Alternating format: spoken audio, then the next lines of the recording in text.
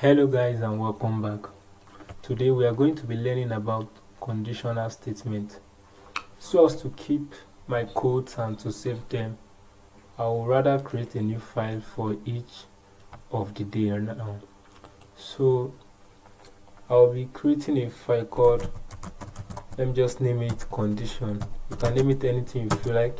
So it's in this file we'll be writing all our conditional statements. So let me include it into my HTML. I'll remove this app and put condition. Yeah, that's perfect. So today we're going to be learning about conditional statements. What are conditional statements? Sometimes you might want to do something in your code if some certain condition is met.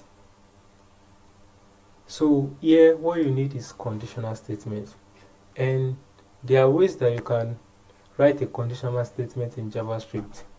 The first way is using if-else statement, and the second way is using a switch. So let's go to if-else statement, but let me just give you a scenario. For example, you have a variable called name, and the name is Joe. So now let's say, for example, you want to check that, okay, if the name is Joe, then you should want to do something, but if the name is not Joe, you want to do another thing. That's where if-else statement comes. So this is how you write it. Say if with your parenthesis name equal to Joe. Now remember we are doing a comparison. We are checking if name is Joe. Pardon me, I will stop using this name. If you click Ctrl D on your keyboard, it will highlight the two any similar name. So I will use username now. That's another trick though. If name is Joe, then I'll put two curly braces, then I'll click enter. If name is Joe, do everything that's inside this curly braces. Else, if the name is not Joe, do everything that's inside this. So I can say, okay, if name is Joe, log to the console your name is Joe. While if the name is not Joe, you can say, okay, log to the console. Let me just copy this.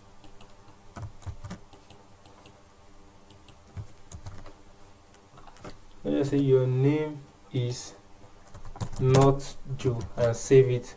And let's open our file again in our browser. So I'll copy the path, then go to my browser, then paste it. It's my F12. Okay, yes. You can see it says no, your name is Joe. Then if I now change this to something like Joseph now, and I reload the page, yeah, your name is not Joe. Yes, this is what conditional statement does, and that's if-else statement for you. And you can make it more complex by using else if. That is, if the name is Joe, before you say else, you can say, okay, else if the name, if the username rather is equal to, let's say, Mary, do something else, and you can continue chaining it. You can continue chaining it. You can even put another else if, put another condition, chain it, continue. But if you are done with every condition, the last one should be an else. That is, if all the conditions that you have mentioned are not met, then the last block of code will run. I hope you understand this. So I say if name is this, then I can console and say your name is Mary. Else if name is equal to Joseph. So I can easily say your name is Joseph. Then the final one, I can say else log into the console. I don't know your name. So in case I just change it and I save it and I move to my browser to reload, you will see I don't know your name. And if you change to any of the value,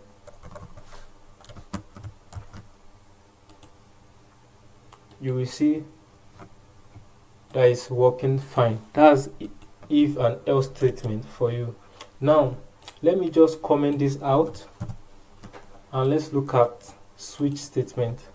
Now switch is like a branded if-else statement. Let me just put it that way. And this is how we write a switch. We say switch. We write switch, then we put parentheses. Here we'll put the condition that is supposed to be met. That's what we'll put here. So the condition. So let me just create something here. Let's say I'm creating an application that has a variable x, and the variable x denotes 0 like this, and this 0 represents off, and when the x is 1, then put it like this, and when the x is 1 represents on. So let me say 0. So it is in switch statement we put the condition inside the switch. After putting the condition inside the switch, then we open our curly braces.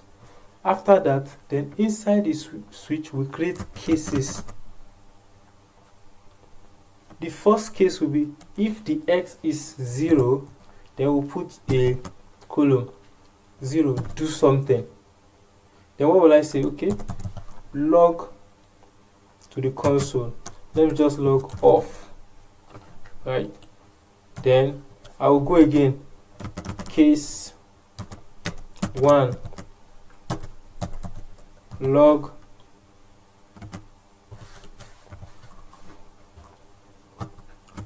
to the console on. Why? Now since these two cases I have, in case there might be other cases like an if-else statement. If the condition are not met, the default one will be the else, right? So I can create a default in cases. In switch case, I will create a default. Then the default, I will just say, let me just say default and save it. So if I go and refresh, it's typed off on default. Oh yeah, I've realized the reason why everything is running at the same time. In if-else statement, whenever a case is done, we are supposed to break it. And what this break does is that if this condition is already met and it has done what it's supposed to do, then we don't need anything to be run again. We want to break out of the switch statement. So I'll be copying this break into each of the cases, so that whenever one of the condition is met, I just want to break out of the statement. I will not put it in default, because once all the conditions are not met, the last one will be default. So I just want it to run. Well, you can see, okay, default break, but I don't really need it. So once I save this and refresh the browser, yes, we have the off. I hope you understand this.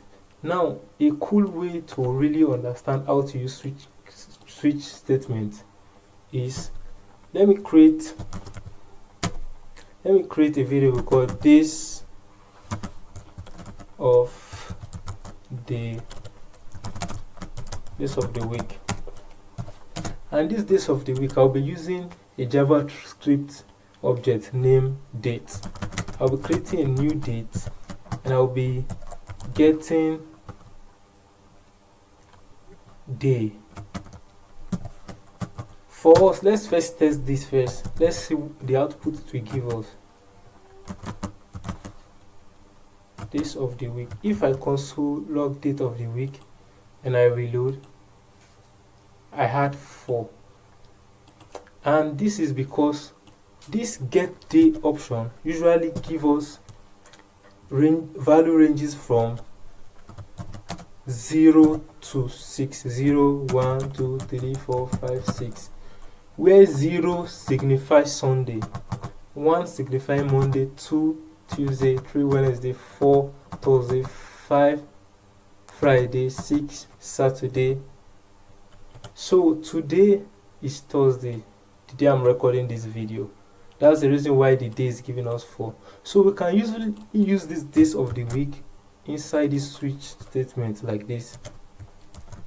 Days of the week. If the days, I can just console log Sunday. Then let me just copy this. If the case is 1, I can log Monday. Then I can continue the case like that. One cool feature in VS Code you can do is, if you want to copy something multiple times under, you can just highlight it, then type Shift, then Alt, and the down arrow. You can copy it multiple times. So case 1, so this one will be the case 2, this one will be case 3, this one will be case 4, this one will be case 5. We still need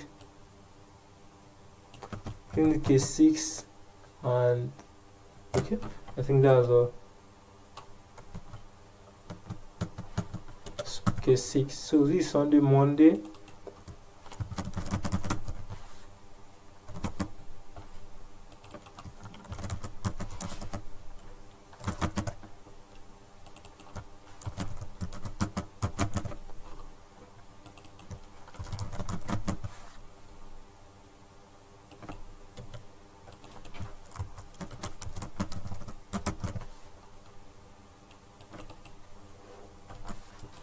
So let me just leave this default.